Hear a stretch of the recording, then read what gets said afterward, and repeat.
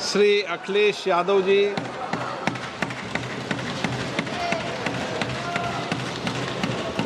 अध्यक्ष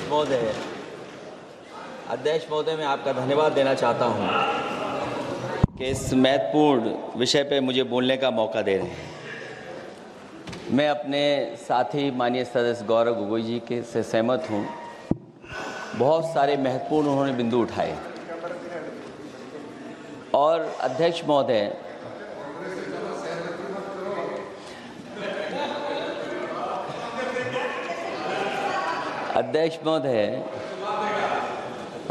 मुझसे ज़्यादा मेरे रिश्ते शायद हमारे विपक्ष के लोग ज़्यादा जान रहे हैं और जितना विपक्ष के लोग नज़र रखेंगे मैं समझता हूँ उतना रिश्ते और मजबूत हो जाएंगे।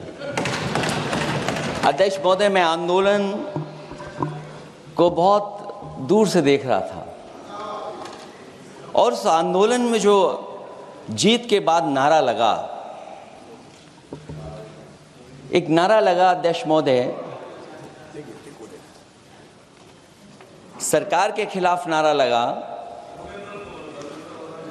कि सरकार को ये अहंकार था कि सरकार झुकती नहीं है, लेकिन उन्हीं नई पीढ़ी के लोगों ने ये वो नारा दिया कि झुकाने वाला चाहिए, सरकार भी झुकती है और सरकारों को झुकाना भी नौजवानों को आता है। सरकार झुकी और स्वीकार किया उन्होंने। जो करोड़ों नौजवान जो मांग कर रहे थे कि सबसे पहले जो मंत्री जी हैं वो इस्तीफा दें, और बिंदु दूसरे अलग हैं जो हम लोगों को जानकारी में मिल रहा है। अध्यक्ष महोदय, सरकार हर विषय पे स्वीकार किया है, लेकिन पता नहीं अध्यक्ष महोदय ये बात समझ में नहीं आ रही है कि सदन में उन आश्वासनों को क्यों नहीं रख रही है सरकार जो सहमति बनी है। और उसके बाद अध्यक्ष महोदय, हम लोगों ने देखा कि जब मंत्री जी लौटे हैं, मंत्री नहीं रहे, उसके बाद सदन के बाहर उनका स्वागत किया गया। अध्यक्ष महोदय, जो स्वागत हुआ उसके लिए हमें कोई शिकायत नहीं है, लेकिन माननीय सदस्यों को कितनी बड़ी राहत मिली होगी, कितने बड़े संकट से बचाया उन्होंने। एक प्रधान जी को हटा करके प्रधानमंत्री बचा लिया आपने।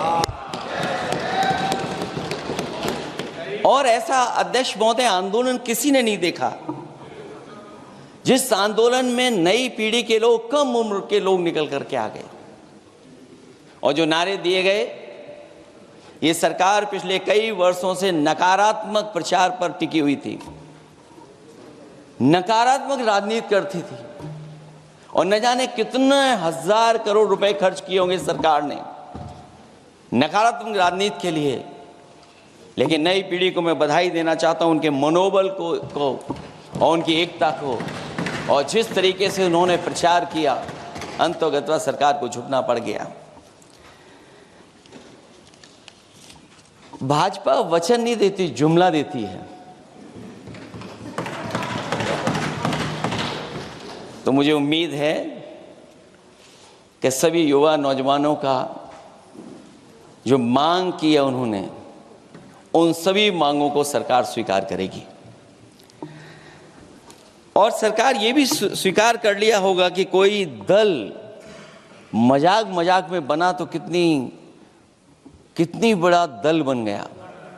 जो कोई चीज मजाक से शुरू हुई वो कितना सीरियस हो गई, और इतना सीरियस हुई कि हमारी सरकार लोकतांत्रिक हो गई कि जो उनको धरने पे बैठने दिया।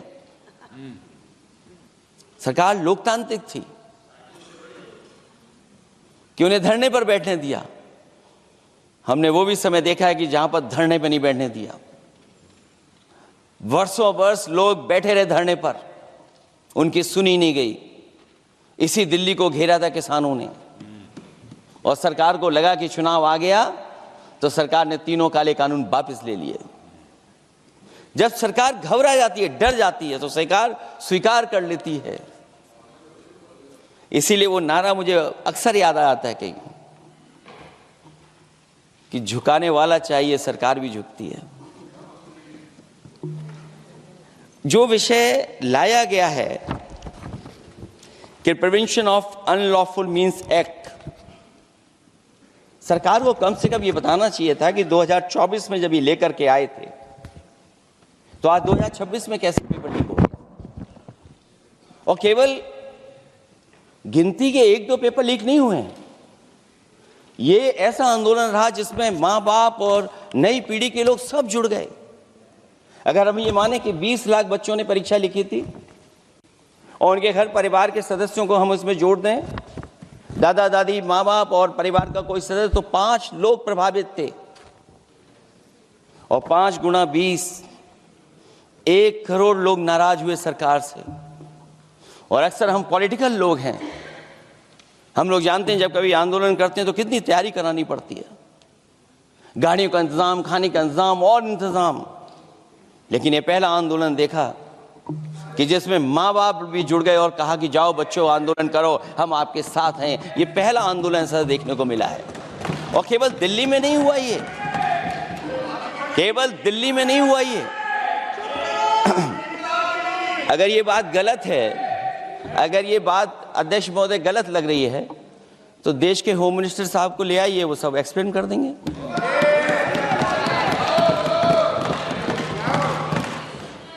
पहला आंदोलन जिसमें माँ बाप ने साथ दिया, क्योंकि परीक्षा से कितना दुखी हैं लोग। ये जो परीक्षाएं लीक हुई हैं, कई महीनों पहले ये किताब बना दी थी। और अध्यक्ष महोदय, जो लोग चढ़ावा चोरी नहीं बचा पाए, वो पेपर लीक कैसे बचा पाएंगे। जो भगवान के दरबार से दान गायब हो गया, दान चला गया, वो लोग पेपर लीक बचाएंगे। किस कानून को, जो कानून पहले बनाया उसी कानून का संशोधन करके लेकर आए। किसकी आंखों में आप धूल झोंक रहे हैं।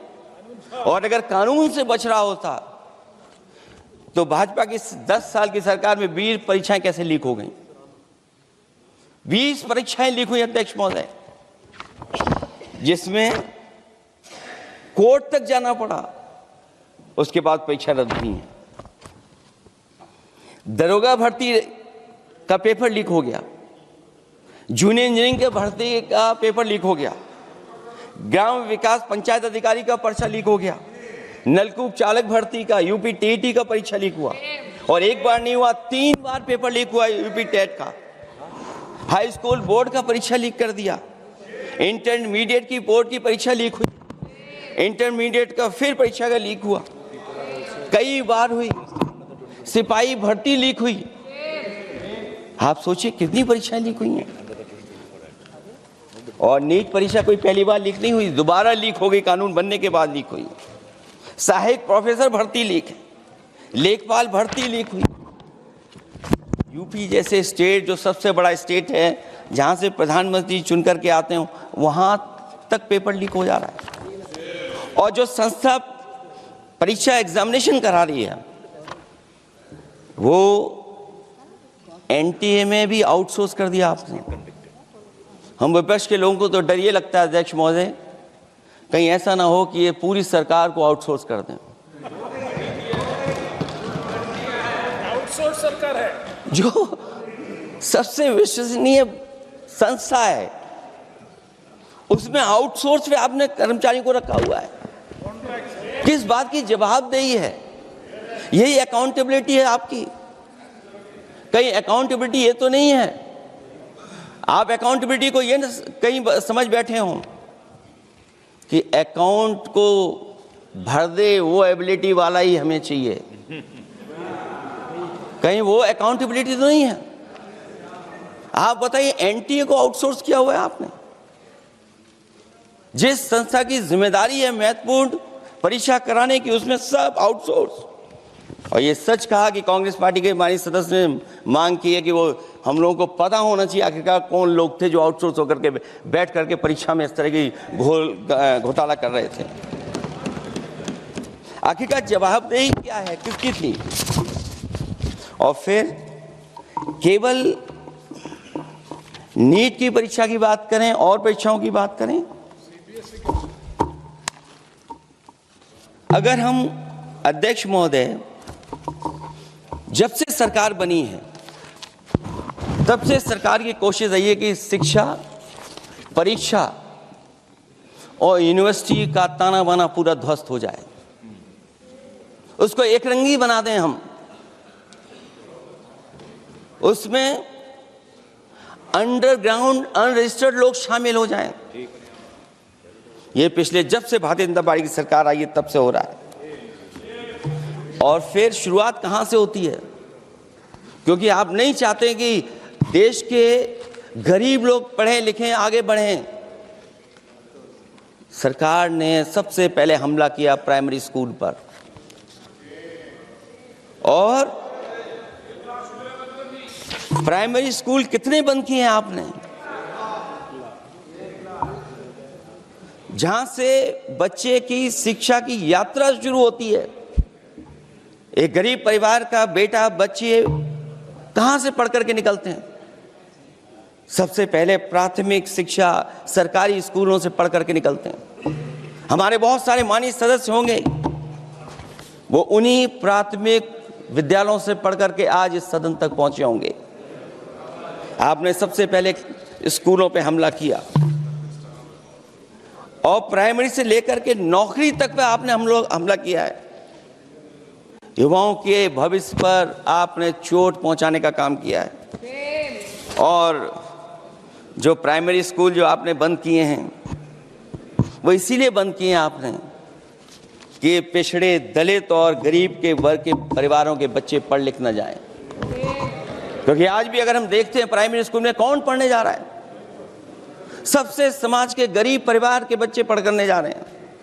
सबसे पहला हमला आपने वही किया, और इसीलिए किया क्योंकि नींव पर ही अगर हमला होगा तो ये आगे नहीं बढ़ पाएंगे। जो आंकड़े सरकार के बताए गए हैं, 1 लाख से ज्यादा सरकारी प्राइमरी स्कूल बंद कर दिए सरकार ने।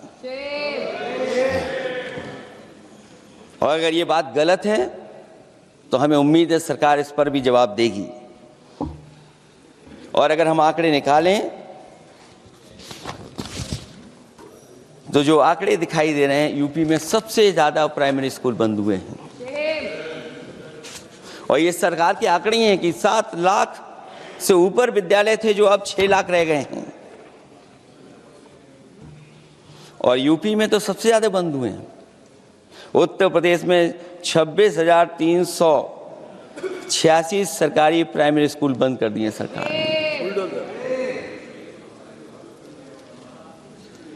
और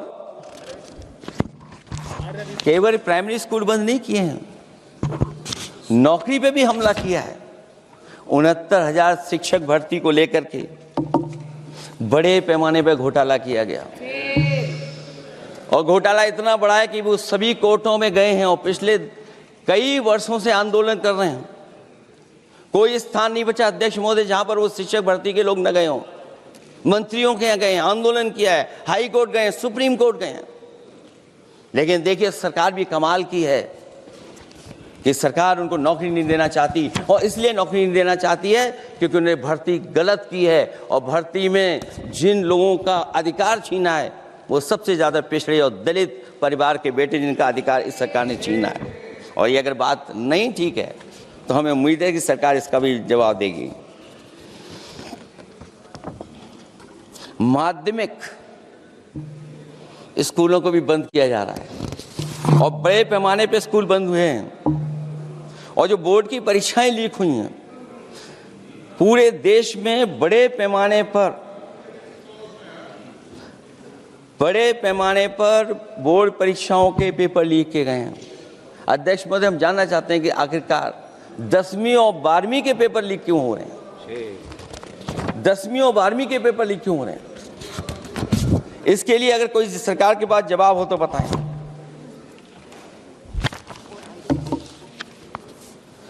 और जो बच्चों ने जान दी है नीट की परीक्षा में, जब परीक्षा का पेपर लीक हो गया है, अध्यक्ष महोदय, मैं अपनी तरफ से, पार्टी की तरफ से और सभी की तरफ से उन्हें श्रद्धांजलि देता हूं। और हमें उम्मीद है कि सरकार उन बच्चों की मांग मानेगी जिन बच्चों ने ये शर्त रखी है कि उनके परिवार के लोगों को 1 करोड़ मुआवजा दिया जाए। जब उच्च शिक्षा में जिस तरीके से भर्ती हो रही है, अध्यक्ष महोदय, जो उच्च शिक्षा की भर्ती है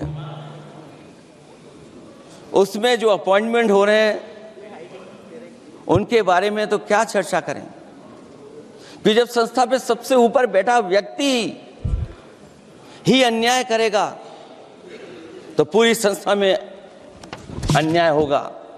जब से ये सरकार आई है, जो बड़ी बड़ी संस्थाएं हैं उन सब संस्थाओं में एक रंगी लोगों को बैठा करके उन संस्थाओं को ध्वस्त करने का काम कर रहे हैं, और न केवल उन संस्थाओं को खराब कर रहे हैं बल्कि अध्यक्ष महोदय, उत्तर प्रदेश में एक स्वतंत्र सेनानी, उनके नाम पर यूनिवर्सिटी बनी, मौलाना जौहर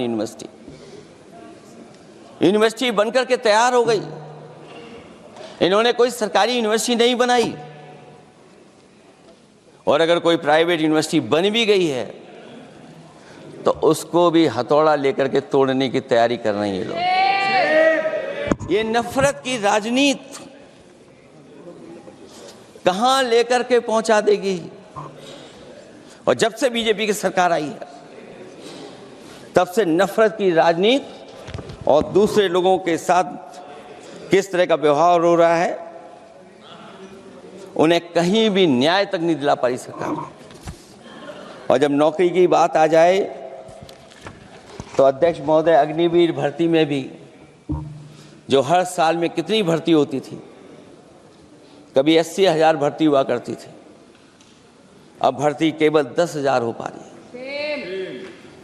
आखिरकार अध्यक्ष महोदय, सरकार नौजवानों की पढ़ाई और नौकरी पे हमला क्यों कर रही है, और नौकरी पे हमला क्यों हो रहा है? जब आप ये कहते हैं कि हमारे नौजवान हमारी डेमोग्राफिक डिविडेंड बन करके आए हैं, कहीं यही नौजवान हमारी आपदा न बन जाए, इसके बारे में भी सरकार को सोचना चाहिए। और मैं ये जरूर कहना चाहता हूं कि अध्यक्ष महोदय, अगर शिक्षा अच्छी होगी, परीक्षा सच्ची होगी, तो तरक्की भी पक्की होगी। और ये तरक्की नहीं चाहते हैं, इसीलिए शिक्षा पर और परीक्षा पर हमला कर रहे हैं। मैं इन्हीं शब्दों के साथ अध्यक्ष महोदय आपका धन्यवाद देता हूं। और जो बिल लेकर के आए हैं आप, बिल तो 24 में भी लेकर के आए थे आप, जो 24 में बिल लेकर के आए तो उसके बाद नीट परीक्षा का पेपर लीक क्यों हो गया, ये आप बता देना मंत्री जी। आपको एक कानून बनाने के बाद दूसरा कानून बनाना पड़ रहा है, ये क्या वजह है? और आपको मंत्री जी का स्वागत इसलिए करना पड़ रहा है कि आपको संकट से बचा लिया।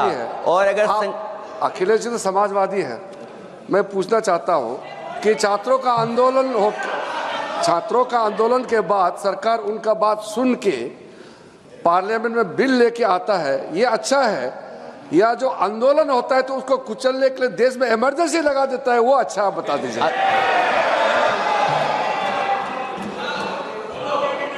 अध्यक्ष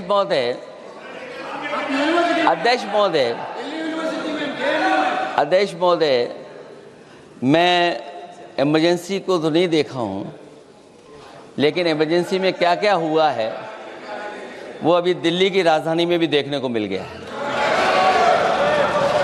आंसू के गैस के गोले और लकड़ी में लगा हुआ कुछ कील का और कांटे की चीज़ें, उस समय करंट नहीं लगाया जाता था, इस बार करंट लगाया गया। तो ये इमरजेंसी के बराबर ही हुआ है हमला, कम नहीं है। इमरजेंसी से कम अन्याय नहीं कर रहे हैं आप लोग। और याद करिए अध्यक्ष महोदय, अगर इमरजेंसी इन्हें याद आ गई है, अगर इमरजेंसी अध्यक्ष महोदय ने याद आ गई है तो इमरजेंसी के बाद भी परिवर्तन हुआ था, और हमें भरोसा है कि इसके बाद भी परिवर्तन होगा। और अध्यक्ष महोदय, मैं आखिरी में कहना चाहता हूं,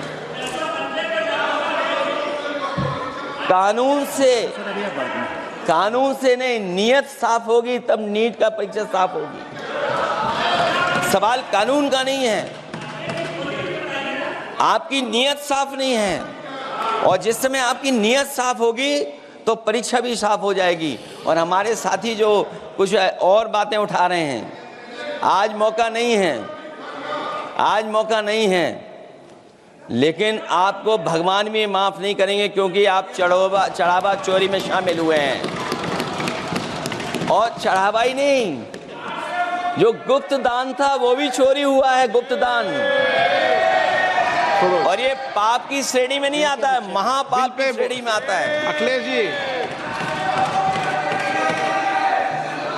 अखिलेश जी बिल पे। और अध्यक्ष महोदय, आखिरी में मैं इतना ही कहना चाहता हूं, शिक्षा की रक्षा के लिए जो आंदोलन हुआ है वो हमेशा आंदोलन जीतेंगे। बहुत बहुत धन्यवाद, बहुत बहुत आभार प्रकट करता हूं आपका।